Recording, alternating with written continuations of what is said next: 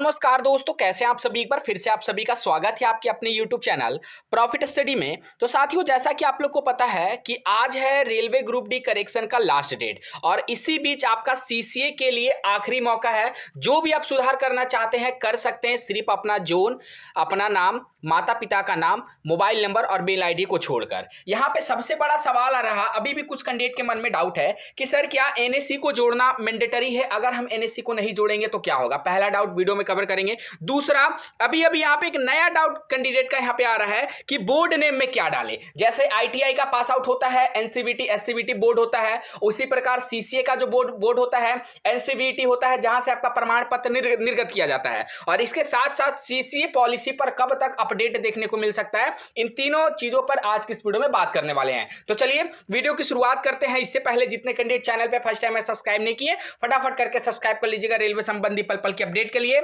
इसके साथ साथ डिस्क्रिप्शन में आपको टेलीग्राम ग्रुप, व्हाट्सएप ग्रुप का लिंक मिलेगा, जरूर जरूर ज्वाइन कर लीजिएगा। हर तरह का लेटेस्ट इंपॉर्टेंट अपडेट कंटिन्यू वहां पे देखने को मिलते रहते हैं। साथियों, आप लोग को पता है कि रेलवे ग्रुप डी के अंतर्गत सीसीए कैंडिडेट का डेटा लगभग 50,000 के आसपास यहां पे एक्सपेक्टेड है और वैकेंसी मात्र 6400 है। तो इसके लिए आपको संघर्ष करना पड़ेगा, सिलेक्शन पाने के लिए मेहनत करना पड़ेगा और सबसे ज्यादा आपको यह जानना जरूरी है कि आपके जोन में कितना कंपटीशन है। तो उसके लिए यहाँ पे जोन वाइज मॉक टेस्ट है, ठीक है, जिससे आप अपना जोन वाइज कंपटीशन का एनालिसिस कर सकते हो। इसका लिंक आपको वीडियो के डिस्क्रिप्शन में मिलेगा। और इसके साथ साथ अगर यहाँ पे बात किया जाए तो इसमें अगर आपका प्राइसिंग का 189 में आप जोन वाइज मॉक टेस्ट यहां पे लगा सकते हो। अब जिस भी जोन में आपने फॉर्म भरा है ये जरूर जानिएगा कि आपके जोन में कितने पढ़ने वाले बच्चे हैं, तभी आप प्रॉपर एक एक्यूरेट एनालिसिस कर पाओगे और उसी प्रकार अपना स्टडी प्लान बना पाओगे। तो 189 में आप zone wise group D CCA candidate के लिए मॉक टेस्ट तैयार किया गया है। अगर आप हमारा कूपन कोड प्रॉफिट 40 का अगर यूज करते हो और अप्लाई वाले बटन पे क्लिक करते हो तो 189 में आपको 40% का इंस्टेंट डिस्काउंट मिलेगा, ठीक है। और जब इंस्टेंट डिस्काउंट मिलेगा तो आप जब कूपन कोड को अप्लाई करोगे तो इस तरह का इंटरफेस आपके सामने शो करेगा। तो ऐसा मौका को बिल्कुल भी नहीं छोड़ना है, डिस्क्रिप्शन में आपको लिंक मिल जाएगा, ठीक है। और जाइए फटाफट अपना जोन वाइज मॉक टेस्ट लगाइए और कंपटीशन का एनालिसिस करिए और अपना एक सीट पक्का करने के लिए संघर्ष करना शुरू कर दीजिए। तो साथियों, सबसे पहले यहाँ पे करेक्शन का जो इंपॉर्टेंट डेटेज है वो समझ लीजिए, क्योंकि आज का दिन आप लोगों के लिए लास्ट है। अगर आज भी आप लोग जो मॉडिफाई करना है नहीं किए तो फिर साथियों हो सके आपका सिलेक्शन तो हो जाए, फॉर्म तो एक्सेप्ट हो जाए, पर हो सके डीवी में आपको रिजेक्शन का सामना करना पड़ सकता है, ठीक है। तो सबसे पहले यहाँ पे मॉडिफिकेशन के बारे में समझ लीजिए। आप यहाँ पे 13 मार्च 2025 तक मॉडिफिकेशन कर सकते हो और हर एक मॉडिफिकेशन के लिए रेलवे आपसे 250 का चार्ज लेती है। अब देखिए साथियों, यहाँ पे जो डाउट निकल के आ रहा है कि इसेंशियल क्वालिफिकेशन में अभी भी बहुत छात्र कंफ्यूजन है। यहाँ पे अगर आप लोग सब कुछ अपना एनएससी वगैरह ऐड कर दिए हो सही से तो वीडियो को स्किप कर सकते हो, ठीक है। पर अगर आपने भी अभी तक एनएससी ऐड नहीं किया है और आईटीआई में कौन सा बोर्ड को ऐड करना है, एनएससी में कौन सा बोर्ड को ऐड करना है, अगर नहीं पता है तो साथियों वीडियो के एंड तक बनी रहेगा, क्योंकि ये वीडियो आप लोग के लिए बहुत ज्यादा इंपॉर्टेंट है। सबसे पहले बात करते हैं 10वीं का क्वालिफिकेशन में सब्जेक्ट में 10th सब्जेक्ट मेंशन कर दिए। अब यहाँ पे जो सारा लफड़ा है वो बोर्ड के रिगार्डिंग आ रहा है। जैसे यहाँ पे मेंशन किया गया है कि board of higher education and intermediate education Uttar Pradesh, ठीक है। तो यहाँ पे उत्तर प्रदेश के रिगार्डिंग जो बोर्ड था वो यहाँ पे बता दिया गया है। या फिर बहुत सारे कैंडिडेट क्या कर रहे हैं कि यहाँ पे यूपी बोर्ड को भी मेंशन कर दे रहे हैं, ठीक है, यूपी बोर्ड को भी मेंशन कर दे रहे हैं। अभी हम दिखाएंगे एक और प्रिंट आउट दिखाएंगे जिसमें अलग अलग डेटा को फिल किया गया है, तो वही करेक्ट क्या है वो आप लोगों को समझना है। तो यहाँ पे देख लीजिए इस प्रकार का डेटा डाला गया है। दूसरा में बात करेंगे एनएससी का। तो एनएससी में जो आपका यहाँ पे डीआरएम ऑफिस एनसीआर झांसी लिखा गया है, पर यहाँ पे बोर्ड के बारे में पूछा जा रहा, ना कि एस्टैब्लिशमेंट के बारे में पूछा जा रहा है, ऐसा कैंडिडेट का कहना है, ठीक है। यहाँ तो बोर्ड के बारे में पूछा जा रहा और कैंडिडेट ये बोल रहे हैं कि यहाँ पे जहां से हमने अप्रेंटिसशिप किया है अगर वो भर दिए तो क्या फॉर्म रिजेक्ट होगा, या फिर हमको एनसीवीईटी फिल करना है, ठीक है। तो इसके बारे में कंफ्यूजन बना हुआ है। तीसरा नंबर में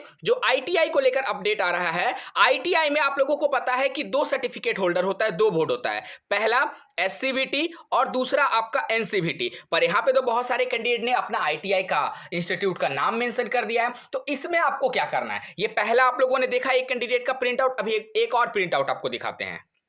अब देखिए यहाँ पे एक कैंडिडेट का और यहाँ पे इसेंशियल क्वालिफिकेशन में जो डेटा है वो अलग डाला गया है। पहला क्या गया है कि यहाँ पे 10th क्वालिफिकेशन में बोर्ड में आपका यूपी बोर्ड डाला गया है। इससे पहले जो हम लोगों ने क्वालिफिकेशन का डेटा देखा सेम वो भी यूपी बोर्ड से पास आउट थे, परंतु वहाँ पे बोर्ड के नाम पे उनका जो इंस्टीट्यूट का नाम था वो आपको मेंशन किया गया था। परंतु ये जो हम लोग इसेंशियल क्वालिफिकेशन देख रहे हैं इसमें बोर्ड के जगह पे यूपी बोर्ड मेंशन किया गया है। सबसे बड़ा डाउट यहीं पे आ रहा है। उसके बाद आईटीआई में बात करेंगे तो आईटीआई पे यहाँ पे गवर्नमेंट इंस्टीट्यूट ट्रेनिंग इंस्टीट्यूट करके मेंशन किया गया है, गवर्नमेंट इंडस्ट्रियल ट्रेनिंग इंस्टीट्यूट करके। परंतु यहाँ पे भी आईटीआई में वही सवाल होता है कि क्या एससीवीटी मेंशन करेंगे या फिर हम एनसीवीटी मेंशन करेंगे, क्योंकि आईटीआई का बोर्ड तो यही दोनों होता है। सेम उसी प्रकार आपका एनएससी भी मेंशन है, अप्रेंटिस में भी मेंशन है, डीआरएम ऑफिस रायपुर। अब अप्रेंटिसशिप में बात करेंगे तो आप लोग का सर्टिफिकेट कौन निर्गत करता है?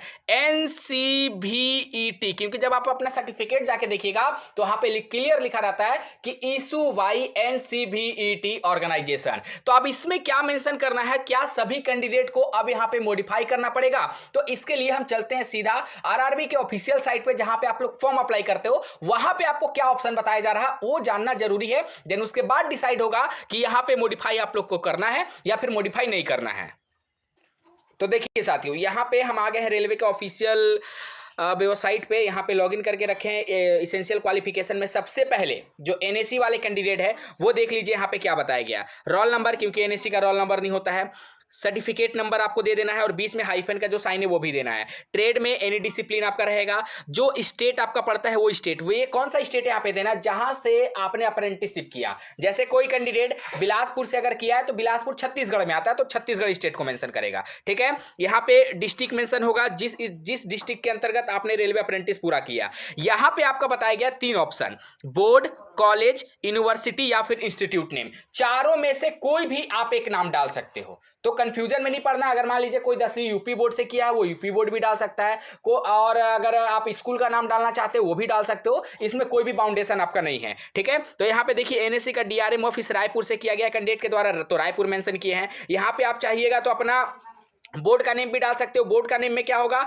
एनसीवीईटी। ठीक है, एनसीवीईटी द्वारा आपका अप्रेंटिसशिप का सर्टिफिकेट जारी होता है, तो आप यहां पे ये भी मेंशन कर सकते हो, दोनों चलेगा, रिजेक्ट आपका नहीं होगा। क्योंकि इसको लेकर बहुत कैंडिडेट मैसेज कर रहे थे कि क्या फॉर्म रिजेक्ट हो जाएगा, तो ऐसा कोई भी बात नहीं है। उसके बाद आईटीआई का भी देख लेते हैं। तो आईटीआई में आपको अपना आईटीआई सर्टिफिकेट नंबर डाल देना है। ट्रेड में आपको कोई ट्रेड रिस्पेक्टिव ट्रेड शो नहीं कर रहा, एनी डिसिप्लिन शो करेगा। ये आपका स्टेट है जहां से आपने आईटीआई कंप्लीट किया है, उस स्टेट को मेंशन करना है। डिस्ट्रिक्ट में वही डिस्ट्रिक्ट आएगा जहां से आपने आईटीआई कंप्लीट किया है। यहां पे देखिए बोर्ड, कॉलेज, यूनिवर्सिटी या फिर इंस्टीट्यूट नेम। मतलब अगर मान लीजिए कि आप एनसीबीटी या फिर एससीबीटी से हैं, ये भी आप यहां पे डाल सकते हो, और नहीं तो अपना आईटीआई कॉलेज का नाम यहां पे डाल सकते हो, वो भी चलेगा, फॉर्म रिजेक्ट नहीं होगा, सब कुछ सही है। ठीक है, आगे बढ़ते हैं 10वीं की तरफ। तो यहां पे देखिए मैट्रिकुलेशन का अपडेट है। ये मैट्रिकुलेशन का आपको यहां पे रोल नंबर देखने को मिलेगा, मैट्रिकुलेशन सर्टिफिकेट नंबर, जिस स्टेट से मैट्रिकुलेशन किया वो स्टेट आपको मेंशन रहेगा, जिस डिस्ट्रिक्ट से आपने मैट्रिकुलेशन किया वो डिस्ट्रिक्ट मेंशन रहेगा। और यहां पे आप अपना बोर्ड का भी नाम लिख सकते हो। अगर मान लीजिए कोई यूपी बोर्ड है, यूपी बोर्ड लिख सकता है, बिहार बोर्ड है, बिहार बोर्ड लिख सकता है, झारखंड बोर्ड है, झारखंड बोर्ड लिख सकता है।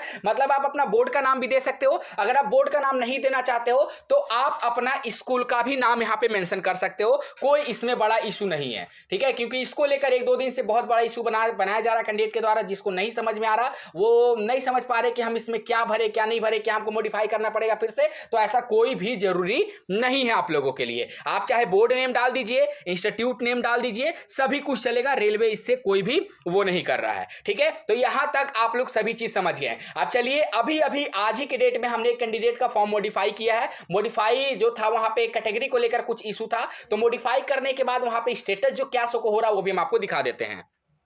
तो देखिए साथियों यहाँ पे पार्टिकुलर सीसीए की तरफ से आरआरबी चंडीगढ़ की तरफ से फॉर्म अप्लाई किया है CN 8/2024 के अंतर्गत।